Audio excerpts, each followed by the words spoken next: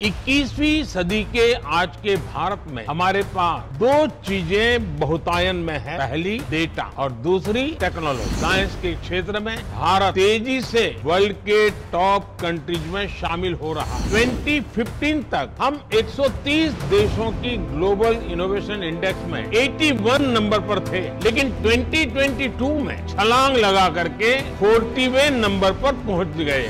आज दुनिया की 17-18% मानव आबादी भारत में रहती है। ऐसे साइंटिफिक वर्क जिनसे भारत की जरूरतें पूरी होगी, उनसे विश्व की 17-18% मानवता को गति मिलेगी और इसका प्रभाव संपूर्ण मानवता पर पड़ेगा। नमस्कार,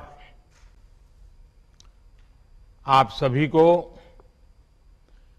इंडियन साइंस कांग्रेस के आयोजन के लिए बहुत बहुत बधाई। अगले 25 वर्षों में भारत जिस ऊंचाई पर होगा, उसमें भारत की वैज्ञानिक शक्ति की भूमिका बहुत अहम होगी। साइंस में पैशन के साथ जब देश की सेवा का संकल्प जुड़ जाता है, तो नतीजे भी अभूतपूर्व आते हैं।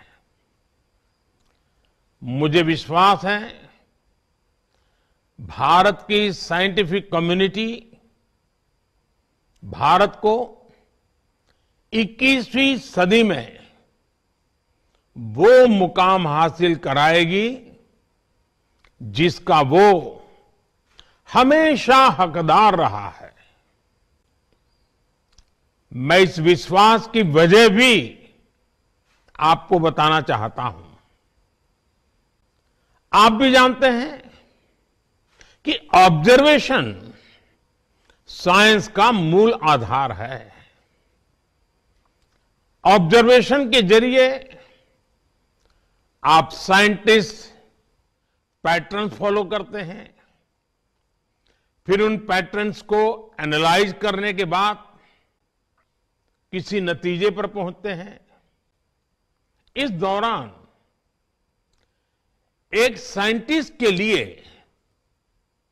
हर कदम पर डेटा जुटाना और उसे एनालाइज करना बहुत महत्वपूर्ण होता है। 21वीं सदी के आज के भारत में हमारे पास दो चीजें बहुतायन में है। पहली डेटा और दूसरी टेक्नोलॉजी। इन दोनों में भारत के साइंस को नई बुलंदियों पर पहुंचाने की ताकत है। डेटा एनालिसिस की फील्ड तेज रफ्तार से आगे बढ़ रही है। ये इंफॉर्मेशन को इनसाइट में और एनालिसिस को एक्शनेबल नॉलेज में बदलने में मदद करती है। चाहे ट्रेडिशनल नॉलेज हो या मॉडर्न टेक्नोलॉजी, ये दोनों ही साइंटिफिक डिस्कवरी में मददगार होती है। और इसलिए हमें अपने साइंटिफिक प्रोसेसेस को और मजबूत बनाने के लिए अलग अलग टेक्निक्स के प्रति खोजी प्रवृत्ति को विकसित करना होगा। साथियों, आज का भारत जिस साइंटिफिक अप्रोच से आगे बढ़ रहा है, हम उसके नतीजे भी देख रहे हैं। साइंस के क्षेत्र में भारत तेजी से वर्ल्ड के टॉप कंट्रीज में शामिल हो रहा है। 2015 तक हम 130 देशों की ग्लोबल इनोवेशन इंडेक्स में 81 नंबर पर थे, लेकिन 2022 में हम छलांग लगा करके 40वें नंबर पर पहुंच गए हैं। आज भारत पीएचडीज के मामले में दुनिया में टॉप 3 देशों में है। आज भारत स्टार्टअप इकोसिस्टम के मामले में दुनिया के टॉप 3 देशों में है। साथियों, मुझे खुशी है कि इस बार इंडियन साइंस कांग्रेस की थीम भी एक ऐसा विषय है जिसकी दुनिया में सबसे ज्यादा चर्चा हो रही है। विश्व का भविष्य सस्टेनेबल डेवलपमेंट के साथ ही सुरक्षित है। आपने सस्टेनेबल डेवलपमेंट के विषय को विमेन एम्पावरमेंट के साथ जोड़ा है। मैं मानता हूं कि व्यावहारिक रूप से भी ये दोनों एक दूसरे से जुड़े हुए हैं। आज देश की सोच केवल ये नहीं है कि हम साइंस के जरिए विमेन एम्पावरमेंट करें, बल्कि हम विमेन की भागीदारी से साइंस का भी एम्पावरमेंट करें। साइंस और रिसर्च को नई गति दें, ये हमारा लक्ष्य है। अभी भारत को G20 समूह की अध्यक्षता की जिम्मेदारी मिली है। G20 के प्रमुख विषयों में भी विमेन लेड डेवलपमेंट एक बड़ी प्राथमिकता का विषय है। बीते 8 वर्षों में भारत ने गवर्नेंस से लेकर सोसाइटी और इकोनॉमी तक इस दिशा में कई ऐसे असाधारण काम किए हैं जिनकी आज चर्चा हो रही है। आज भारत में मुद्रा योजना के जरिए छोटे उद्योगों और व्यवसायों में भागीदारी हो या स्टार्टअप वर्ल्ड में लीडरशिप, महिलाएं हर जगह पर अपना दम दिखा रही हैं। बीते 8 वर्षों में एक्स्ट्रा मुरल रिसर्च एंड डेवलपमेंट में महिलाओं की भागीदारी दोगुनी हुई है।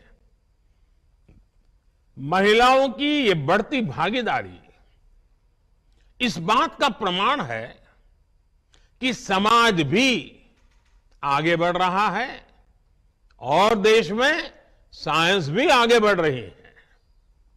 साथियों, किसी भी वैज्ञानिक के लिए असल चुनौती यही होती है कि वो अपने नॉलेज को ऐसे एप्लीकेशंस में बदल दें जिससे दुनिया की मदद हो सके। जब साइंटिस्ट अपने प्रयोगों से गुजरता है तो उसके मन में यही सवाल रहते हैं कि क्या इससे लोगों का जीवन बेहतर होगा या उनकी खोज से विश्व की जरूरतें पूरी होगी। साइंस के प्रयास बड़ी उपलब्धियों में तभी बदल सकते हैं जब वो लैब से निकलकर लैंड तक पहुंचे, जब उसका प्रभाव ग्लोबल से लेकर ग्रासरूट तक हो, जब उसका विस्तार जर्नल से लेकर जमीन तक हो, जब उससे बदलाव रिसर्च से होते हुए रियल लाइफ में दिखने लगे। साथियों, जब साइंस की बड़ी उपलब्धियां एक्सपेरिमेंट से लेकर लोगों के एक्सपीरियंस तक का सफर तय करती है तो इससे एक अहम संदेश जाता है। ये बात युवाओं को बहुत प्रभावित करती है। वो सोचते हैं कि साइंस के जरिए वो पूरी दुनिया को प्रभावित कर सकते हैं। ऐसे युवाओं को आगे बढ़ाने के लिए इंस्टीट्यूशनल फ्रेमवर्क की आवश्यकता होती है, ताकि उनकी आकांक्षाओं का विस्तार किया जा सके, उन्हें नए अवसर दिए जा सके।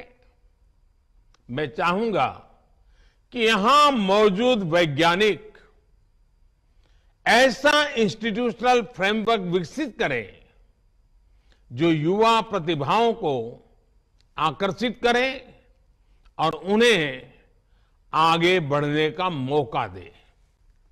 उदाहरण के लिए टैलेंट हंट और हैकेथॉन के आयोजनों के जरिए साइंटिफिक सोच रखने वाले बच्चों की तलाश की जा सकती है। इसके बाद उन बच्चों की समझ को एक प्रॉपर रोड मैप के जरिए विकसित किया जा सकता है। इसमें सीनियर साइंटिस्ट उनकी मदद कर सकते हैं। आज हम देखते हैं कि स्पोर्ट्स में भारत नई ऊंचाई को छू रहा है। इसके पीछे दो महत्वपूर्ण वजह हैं। पहला, स्पोर्ट्स की प्रतिभाओं को विकसित करने के लिए देश में इंस्टीट्यूशनल फ्रेमवर्क को मजबूत बनाया गया। दूसरा, स्पोर्ट्स में गुरु शिष्य परंपरा का अस्तित्व और प्रभाव, जहां नई प्रतिभाओं को पहचानकर उन्हें आगे बढ़ाया जाता है, वहां शिष्य की सफलता में गुरु अपनी कामयाबी देखते हैं। ये परंपरा साइंस के क्षेत्र में भी सफलता का मंत्र बन सकता है। साथियों, आज आपके सामने कुछ ऐसे विषय भी रखना चाहता हूं जो भारत की साइंस की दिशा तय करने में मददगार होंगे।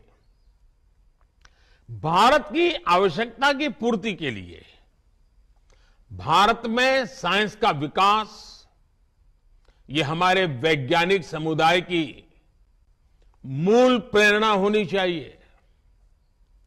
भारत में साइंस भारत को आत्मनिर्भर बनाने वाली होनी चाहिए। हमें यह भी ध्यान रखना है कि आज दुनिया की 17-18% मानव आबादी भारत में रहती है। ऐसे साइंटिफिक वर्क्स जिनसे भारत की जरूरतें पूरी होगी, उनसे विश्व की 17-18% मानवता को गति मिलेगी और इसका प्रभाव संपूर्ण मानवता पर पड़ेगा। इसलिए हम ऐसे विषयों पर काम करें जो आज पूरी मानवता के लिए जरूरी है। उदाहरण के लिए अगर हम एक विषय ले लें, एनर्जी। बढ़ते हुए भारत की एनर्जी नीड्स लगातार बढ़ने ही वाली है। ऐसे में भारत की साइंटिफिक कम्युनिटी अगर एनर्जी रिक्वायरमेंट से जुड़े इनोवेशंस करती है तो उससे देश का बहुत लाभ बड़ा होगा। खासकर हाइड्रोजन एनर्जी की अपार संभावनाओं के लिए देश नेशनल हाइड्रोजन मिशन पर काम कर रहा है।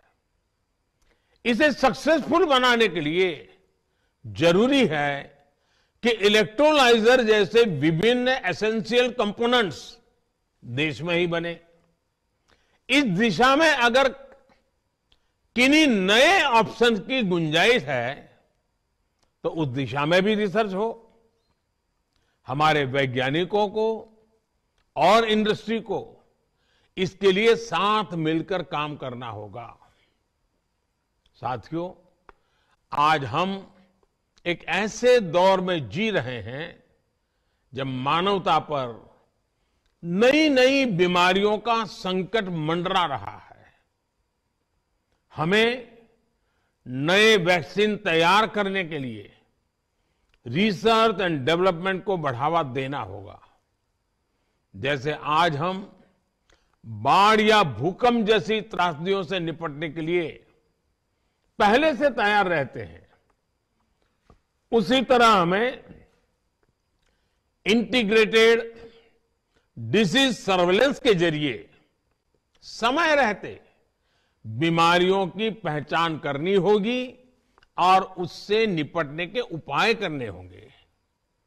इस लक्ष्य को हासिल करने के लिए अलग अलग मंत्रालयों को मिलकर काम करना होगा। लाइफ यानी लाइफस्टाइल फॉर एनवायरमेंट, इसके बारे में भी आप सभी मेरे साथी भली भांति जानते हैं। हमारी साइंस कम्युनिटी इस दिशा में बड़ी मदद कर सकती है। साथियों, भारत के आह्वान पर संयुक्त राष्ट्र ने इस वर्ष यानी 2023 को इंटरनेशनल ईयर ऑफ मिलेट्स घोषित किया है। ये हर भारतवासी के लिए बहुत गौरव की बात है। भारत के मिलेट्स और उनके इस्तेमाल को ज्यादा बेहतर बनाने की दिशा में काम किया जा सकता है। वैज्ञानिक समुदाय द्वारा बायोटेक्नोलॉजी की मदद से पोस्ट हार्वेस्ट लॉस को कम करने की दिशा में प्रभावी कदम उठाए जा सकते हैं। साथियों, आज वेस्ट मैनेजमेंट के सेक्टर में भी वैज्ञानिक अनुसंधान की अपार संभावनाएं हैं। Municipal solid waste, electronic waste, biomedical waste, agricultural waste, ऐसे क्षेत्र हैं जिसका लगातार क्षेत्र का विस्तार हो रहा है। इसलिए ही पिछले वर्ष बजट में सरकार ने सर्कुलर इकोनॉमी पर बहुत जोर दिया था। जब हमें मिशन सर्कुलर इकोनॉमी को और मजबूत करना है, इसके लिए हमें ऐसे इनोवेशंस पर काम करना होगा जिससे मेटल और प्लास्टिक स्क्रैप का बेहतर इस्तेमाल हो सके। हमें प्रदूषण कम करने और स्क्रैप को उपयोगी बनाने पर एक साथ काम करना होगा। साथियों, आज भारत स्पेस सेक्टर में भी नई ऊंचाइयों को छू रहा है। Low cost satellite launch vehicles की वजह से हमारी क्षमता बढ़ेगी और दुनिया हमारी सेवाएं लेने के लिए आगे आएगी। निजी कंपनियां और स्टार्टअप्स इन अवसरों का फायदा उठा सकते हैं। R&D लैब्स और एकेडमिक इंस्टीट्यूशन से जुड़कर स्टार्टअप्स को आगे बढ़ने का रास्ता मिल सकता है। ऐसे ही एक और विषय है क्वांटम कंप्यूटिंग का। आज भारत क्वांटम फ्रंटियर के तौर पर दुनिया भर में अपनी पहचान बना रहा है। Quantum computers, quantum chemistry, quantum communication, quantum sensors, quantum cryptography और न्यू मटेरियल्स की दिशा में भारत तेजी से आगे बढ़ रहा है। मैं चाहूंगा कि हमारे यंग रिसर्चर्स और साइंटिस्ट क्वांटम के क्षेत्र में एक्सपर्टाइज हासिल करें और इस फील्ड के लीडर बने। साथियों, आप भी जानते हैं कि साइंस में लीड वही लेता है जो इनिशिएटिव लेता है।